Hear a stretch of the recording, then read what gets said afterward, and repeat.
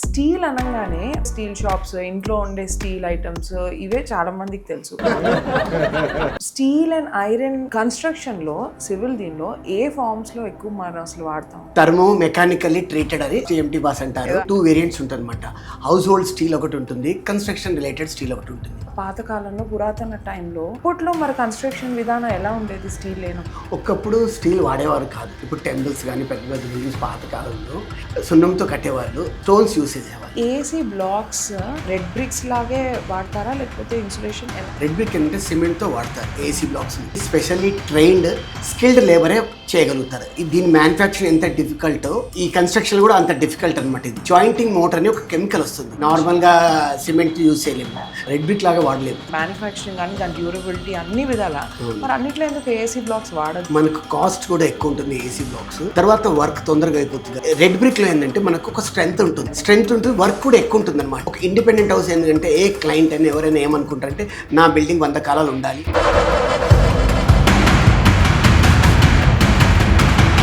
Hi Rajesh గారు. Hi అండి. So last ఎపిసోడ్లో మీరు డీల్ చేసే సెవరల్ ఆస్పెక్ట్స్ గురించి రియల్ ఎస్టేట్లో మనం ఒక క్లుప్తంగా రెండింటి పైన మాట్లాడుకున్నాము. ఈరోజు మూవింగ్ ఫార్వర్డ్ స్టీల్ ఇంకా ఏఏసీ బ్లాక్స్ గురించి కూడా మాట్లాడేసుకున్నాం. షూర్ అండి, 100%. సో స్టీల్ అనగానే మనకి ఫస్ట్ తెలిసేది ఏంటంటే స్టీల్ షాప్స్, ఇంట్లో ఉండే స్టీల్ ఐటమ్స్ ఇవే చాలా మందికి తెలుసు. స్టీల్ అండ్ ఐరన్ కన్స్ట్రక్షన్లో, సివిల్ దీనిలో ఏ ఫార్మ్స్లో ఎక్కువ మనం అసలు వాడతాం? యాక్చువల్గా స్టీల్ అది 2 వేరియంట్స్ ఉంటుందన్నమాట. హౌస్ హోల్డ్ స్టీల్ ఒకటి ఉంటుంది, కన్స్ట్రక్షన్ రిలేటెడ్ స్టీల్ ఒకటి ఉంటుంది. కన్స్ట్రక్షన్ రిలేటెడ్ స్టీల్ ఏంటంటే టీఎంటీ బార్స్ అంటారు. ఓకే. థర్మో మెకానికల్లీ ట్రీటెడ్ అని దాన్ని ఫుల్ ఫామ్ అనమాట. ఓకే. చాలా వరకు అందరికి తెలియదు. టీఎంటీ బాస్ అంటారు, యాడ్స్లో వస్తుంది టీఎంటీ బాస్ అంటారు, కానీ యాక్చువల్గా థర్మో మెకానికల్లీ ట్రీటెడ్ అనమాట. ఇది కెమికల్లీ అండ్ ఆయిల్లీ బర్న్ చేసి అవుట్పుట్ వస్తుందన్నమాట. అందువల్ల ఆ స్ట్రెంథింగ్ అనేది ఉంటుంది. ఓకే. సో ఈ స్టీల్లో వచ్చేసి మరి మనకి దీనిలో కూడా ఏదైనా వెరైటీస్ ఉంటాయా? ఉంటాయండి. దీంట్లో వెరైటీస్ అనేది స్ట్రెంత్ని బట్టి గ్రేడ్స్ డిసైడ్ చేస్తారనమాట. గ్రేడ్లో వచ్చేసి 415 గ్రేడ్ ఉంటుంది, 500 గ్రేడ్ ఉంటుంది, 550 గ్రేడ్ ఉంటుంది, 600 గ్రేడ్ ఉంటుంది. సో ఈ గ్రేడ్స్ని ఇప్పుడు మనం పరిగణనలోకి తీసుకుంటే కనుక ఏ గ్రేడ్స్ మనకి విత్ సార్ట్ ఆఫ్ కన్స్ట్రక్షన్ దీనిలో మనం వాడుకోవాలంటారు? అంటే ట్రెడిషనల్లీ ఏంటంటే ఒకప్పుడు ఏంటంటే 415 గ్రేడ్ ఉండేది, ఎఫ్ఈ 415 అంటారు, ఎఫ్ఈ 500, 550, ఇప్పుడు 600. ఏం లేదు, ఎలా అయితే టెక్నాలజీ అడాప్ట్ చేసుకుంటున్నారో స్టీల్ ఫ్యాక్టరీస్ వాళ్ళు, క్వాలిటీ ఎలా అయితే అవుట్పుట్ వస్తుందో గ్రేడ్స్ అని డిసైడ్ చేశారనమాట. ఇప్పుడు వచ్చేసి 550 గ్రేడ్, 600 గ్రేడ్ ఎక్కువ యూజ్ చేస్తున్నారు. 600 గ్రేడ్ అనేది హైరేజ్ అపార్ట్మెంట్స్కి వాళ్ళు ప్రిఫర్ చేస్తారనమాట. ఓకే.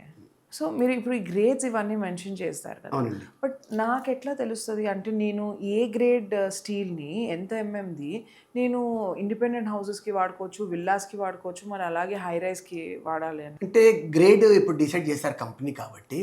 ఏంటంటే నార్మల్గా 415 అనేది ట్రెడిషనల్గా నార్మల్ ఇండిపెండెంట్ హౌస్కి వాడతారు. ఓకే. 500 అనేది కొంచెం హై రైజ్ విల్లాస్ కానీ అలాంటివి వాడతారు. బడ్జెట్ 600, 550 అనేది ఏంటంటే హైరేజ్ అపార్ట్మెంట్స్కి హైయెస్ట్ స్ట్రెంత్ ఉండాలి కాబట్టి అందువల్ల హైయర్ గ్రేడ్ యూజ్ చేస్తారనమాట. FE 550, FE 600. ఇప్పుడు మీరు మెన్షన్ చేశారు ఈ ఇన్ని గ్రేడ్స్ ఆఫ్ ఇవి కూడా ఉంటాయి స్టీల్లో అని చెప్పేసి, బట్ నాకు ఎలా తెలుస్తుంది అంటే నేను ఒక ఇండిపెండెంట్ హౌస్కో లేకపోతే విల్లాకో మళ్ళీ హై రైజ్కి నేను ఏ గ్రేడ్ స్టీల్ దేనికి వాడితే బెటర్ అంటారు? యాక్చువల్గా 415 అనేది, ఎఫ్ఈ 415 అనేది నార్మల్ ఇంటికి వాడచ్చు. అంత హై గ్రేడ్ ఇంకా అవసరం లేదు. కొంచెం ప్రీమియం కావాలి, కొంచెం కాస్ట్ వైజ్గా అంటే 500 గ్రేడ్, ఎఫ్ఈ 500 అనేది విల్లాస్కి అలా యూజ్ చేస్తారు.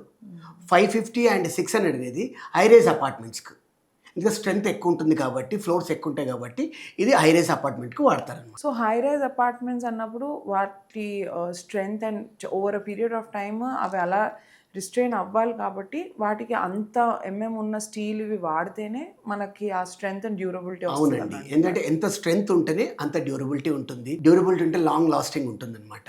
హైరేస్ కదా, అందువల్ల బిల్డర్స్ కానీ వాళ్ళు కూడా first of all high grade వాడడానికే ట్రై చేస్తారనమాట. నార్మల్తో వాళ్ళు ఎలాంటి రిస్క్ తీసుకోరు. ఎందుకంటే జనాలతో 40 ఫ్లోర్స్ 50 ఫ్లోర్స్ కదా, అలాంటి రిస్క్ తీసుకునే సమస్య లేదు. ఎవరు కూడా ఒప్పుకోరు అనమాట. సివిల్ బ్యాక్గ్రౌండ్ కూడా ఎవరు ఒప్పుకోరు అనమాట. రాజేష్ గారు, మరి ఇప్పుడు నాకు వచ్చిన ఆలోచనలో ఒకటి ఏంటంటే, మరి పాతకాలంలో చాలా పాతకాలంలో పురాతన టైంలో మనకి స్టీల్ ఎక్కువ అప్పుడు ఇంకా దీనిలోకి రాలేదు. ఓకే. మరి ఇప్పుడు స్టీల్ ప్రాముఖ్యత పోను పోను పెరుగుకుంటూ వచ్చింది. అప్పట్లో మరి కన్‌స్ట్రక్షన్ విధానం ఎలా ఉండేది స్టీల్ లేనప్పుడు? గుడ్ క్వెషన్ అండి. ఒకప్పుడు స్టీల్ వాడేవారు కాదు. ఇప్పుడు టెంపుల్స్ గానీ, పెద్ద పెద్ద బిల్డింగ్స్ పాత కాలంలో సున్నంతో కట్టేవాళ్ళు. స్టోన్స్ యూజ్ చేసేవాళ్ళు. అంతగా హైట్స్ ఉండేవి కావు. మాక్సిమం ఒక 70 ఫీట్లు, 80 ఫీట్లు ఉండేవి. ఇప్పుడొచ్చేసి 100 ఫీట్లు, 200 ఫీట్లు, 500 ఫీట్లు, 1000 ఫీట్లు అనేది ఇప్పుడు చేంజ్ అయ్యాయి కాబట్టి, అందువల్ల స్టీల్ అనేది బ్యాక్ బోన్ ఆఫ్ కన్‌స్ట్రక్షన్ అనమాట. మరి రాజేష్ గారు మీరిప్పుడు చెప్పారు కదా! మరి steel back bone of construction. అవునండి. బట్ దీనికి ఏదైనా టెస్ట్‌లు ఉంటాయా? అంటే ఇప్పుడు ఈ స్టీల్ నిజంగా ఇది కన్‌స్ట్రక్షన్‌కి వాల్యూ ఉంది దీనికి. ఇది వెరిఫైడ్ కన్‌స్ట్రక్షన్ కోసం అని చెప్పడానికి ఏమైనా టెస్ట్‌లు ఉంటాయా? ష్యూర్ అండి. 100% ఉంటాయి. ఎంటీసీ అని టెస్ట్ ఉంటుందనమాట. ఇది కంపెనీ ప్రొవైడ్ చేస్తుంది, స్టీల్ కంపెనీ.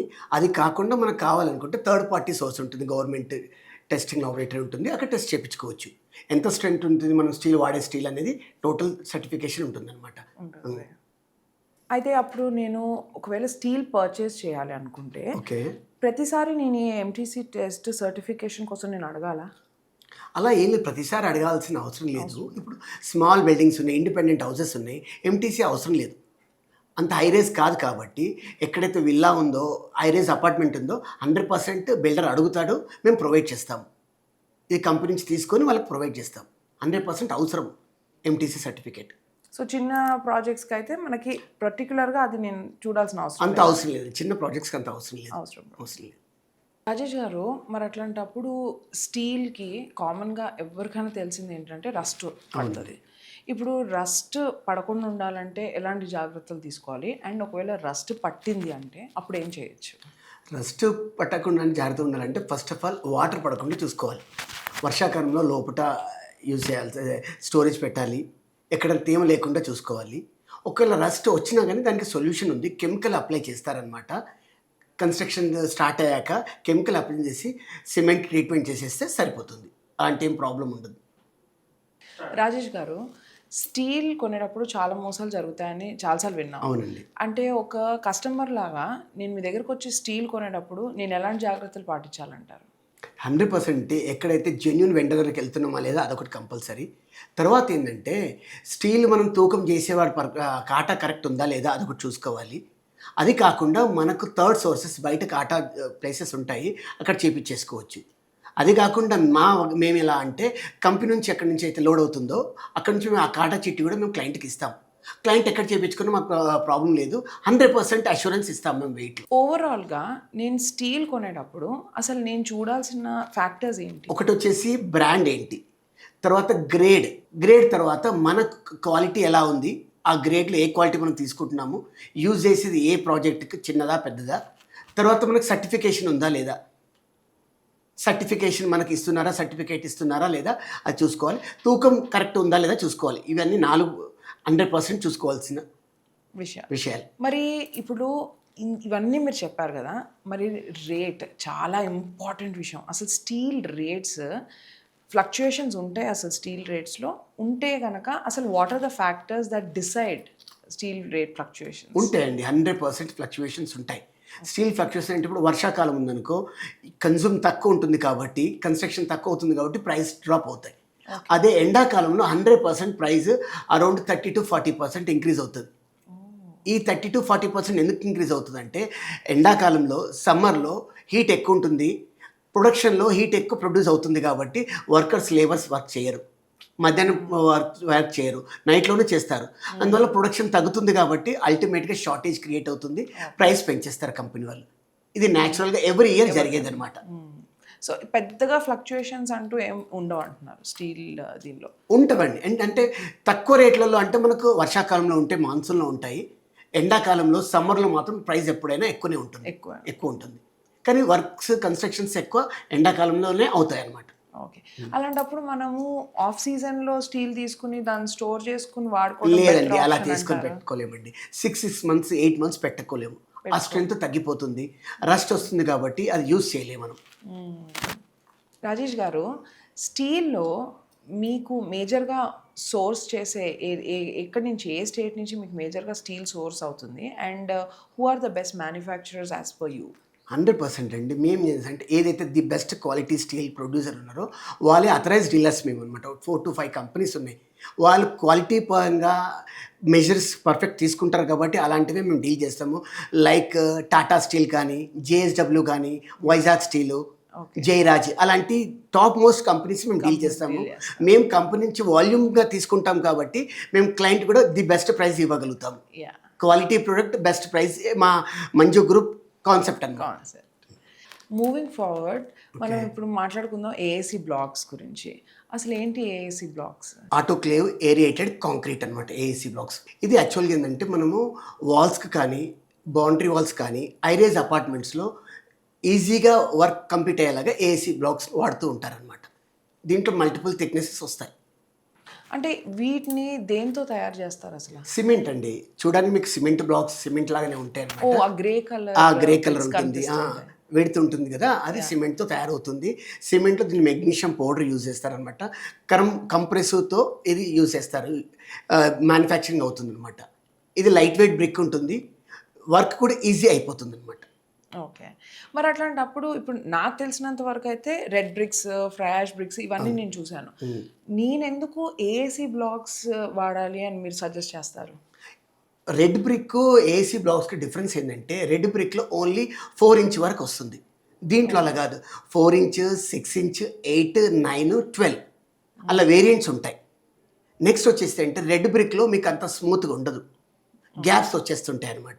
ఈ సిమెంట్ బ్రిక్స్లో ఏంటంటే మనకు స్మూత్ ఫినిష్ ఉంటుంది, ఈజీగా వర్క్ కంప్లీట్ అవుతుంది. తర్వాత ప్లాస్టింగ్ పర్పస్ కూడా ఈజీగా ప్లాస్టింగ్ చేసుకోవచ్చు. స్మూత్ ఫినిష్ ఉంటుంది కాబట్టి ఈజీగా వర్క్ కంప్లీట్ అవుతుంది, టైమ్లీ మనం వర్క్ కంప్లీట్ చేసుకోవచ్చు. మరి ఇప్పుడు మీరు చెప్పిన కాన్సెప్ట్ బట్టి ఏసీ బ్లాక్స్ బాగున్నాయి కదా, అంటే వినడానికి దాని మ్యానుఫ్యాక్చరింగ్ కానీ దాని డ్యూరబిలిటీ అన్ని విధాల. మరి అన్నిట్లో ఎందుకు ఏసీ బ్లాక్స్ వాడద్దు? అన్నిటికీ వాడే అంటే మనకు కాస్ట్ కూడా ఎక్కువ ఉంటుంది ఏసీ బ్లాక్స్. ఓకే. తర్వాత వర్క్ తొందరగా అయిపోతుంది కాబట్టి ఇప్పుడు నార్మల్ బిల్డింగ్స్లో వాల్స్ ఏంటంటే ఒక ఇండిపెండెంట్ హౌస్ ఏంటంటే ఏ క్లయింట్ అని ఎవరైనా ఏమనుకుంటారంటే నా బిల్డింగ్ 100 కాలాలు ఉండాలి అనుకుంటారు. రెడ్ బ్రిక్లో ఏంటంటే మనకు ఒక స్ట్రెంగ్త్ ఉంటుంది, వర్క్ కూడా ఎక్కువ ఉంటుంది అనమాట. రెడ్ బ్రిక్ యూజ్ చేశాక ప్లాస్టరింగ్ 3 times ప్లాస్టరింగ్ చేయాలి, కాస్ట్ పెరిగిపోతుంది, టైం టేకింగ్. అదే పెద్ద ప్రాజెక్ట్స్ ఏంటంటే హైరేజ్ ఉంటుంది కాబట్టి లైట్ వెయిట్ ఉంటుంది, ఒక పర్టికులర్గా ఇంత వెయిట్ ఉండాలని హైరేజ్ అపార్ట్మెంట్స్కి ఇంత ఉంటుంది అనమాట. దానివల్ల మనకి ఇది స్పెషల్గా క్రియేట్ చేసిన ఏసీ బ్లాక్స్ వాడతారు. హైరేజ్ అపార్ట్మెంట్స్కి ప్రిఫరబుల్లీ హైరేజ్ అపార్ట్మెంట్స్ అనమాట. యాక్చువల్గా మీరు అడిగిన ప్రకారం అన్ని చోట్ల ఏసీ బ్లాక్స్ వాడలేమన్నమాట. ఇప్పుడు ఇండిపెండెంట్ హౌస్ అయితే రెడ్ బ్రిక్స్ వాడతారు. రెడ్ బ్రిక్స్ ఏంటంటే స్ట్రెంగ్త్ ఎక్కువ ఉంటుంది, కొంచెం వర్క్ ఎక్కువైనా సరే ఇండిపెండెంట్ హౌస్ వాళ్ళు కొంచెం ఎఫర్ట్ చేయగలుగుతారు. అదే ఏసీ బ్లాక్స్ వచ్చేసి ఐరేజ్ అపార్ట్మెంట్స్ ఎందుకు వాడతారంటే స్టీల్ స్ట్రెంగ్త్ ఉంటుంది కాబట్టి దానివల్ల మనకు ప్రాబ్లం ఉండదు. ఏసీ బ్లాక్స్ స్మూత్ ఫినిష్ ఉంటుంది, టైమ్లీ వాళ్ళు వర్క్ కంప్లీట్ చేయడానికి ఈజీగా ఉంటుంది. తర్వాత స్ట్రెంగ్త్ వైజ్ కాకుండా కూడా లైట్ వెయిట్ బ్రిక్స్ ఏంటంటే హైరేజ్కి వెళ్ళినప్పుడు వెయిట్ ఎక్కువ ఉండొద్దు, ఫ్యూచర్ ప్రాబ్లం ఉండకుండా ఏసీ బ్లాక్స్ వాడతారనమాట. అందువల్ల ప్రిఫరబుల్లీ హైరేజ్ బిల్డింగ్స్కి ఏసీ బ్లాక్స్ యూజ్ చేస్తారనమాట. ఇంకా ఎలాంటి వాటిలో ఏసీ బ్లాక్స్ బెస్ట్ సూటబుల్ అంటారు? లేదు, ఇప్పుడు ఏదన్నా ఇండిపెండెంట్ హౌసెస్ ఉన్నాయి, బౌండరీ వాల్స్ ఉన్నాయి, అవుటర్ వాల్స్ ఉన్నాయి, ఎక్కడ చిన్న మెషినరీ వర్క్ ఉంది, అలా ఏసీ బ్లాక్స్ వాడచ్చు. బ్రిక్ వర్క్ రెడ్ బ్రిక్ వాడే అవసరం లేదు. తొందరగా ఈ వర్క్ కంప్లీట్ కావాలి, స్మూత్ ఫినిష్ ఉండాలనుకుంటే ఏసీ బ్లాక్స్ యూజ్ చేస్తారు. ఓకే. మీ దృష్టిలో ఏది ఎక్కువ సస్టైనబుల్ అంటారు? అంటే మెయింటెనెన్స్ వైజ్ కానీ, అంటే ఇన్వెస్ట్మెంట్ వైజ్ కానీ, ఇప్పుడు ఏది బెటర్ అంటారు మీరు? రెడ్ బ్రిక్సా లేకపోతే ఏసీ వాల్స్ అంటారు? ఇండిపెండెంట్ హౌస్కి రెడ్ బ్రిక్స్ బెటర్.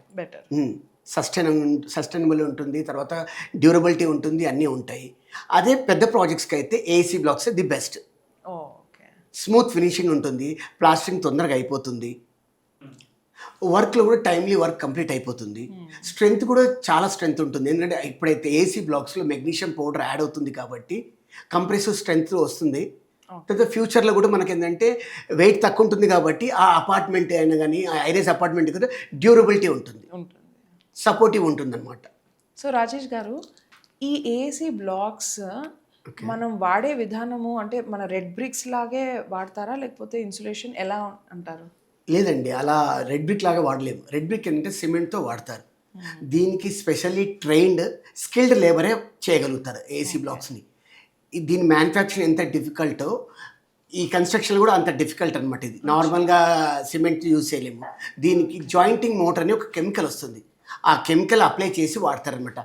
బ్రష్తో యూజ్ చేసేసి కెమికల్ వాడితేనే అప్పుడు మనకు స్ట్రెంగ్త్ ఉంటుంది, గ్యాప్స్ ఫిల్ అయిపోతాయి అనమాట. గ్యాప్స్ లేకుండా ఉంటే క్రాక్స్ రావు. క్రాక్స్ రావద్దు అనుకుంటే గ్యాప్స్ ఉండకుండా చేయాలి. అదే స్కిల్ లేబరే చేయగలుగుతారు. దీని అడ్వాంటేజ్ అదే అనమాట.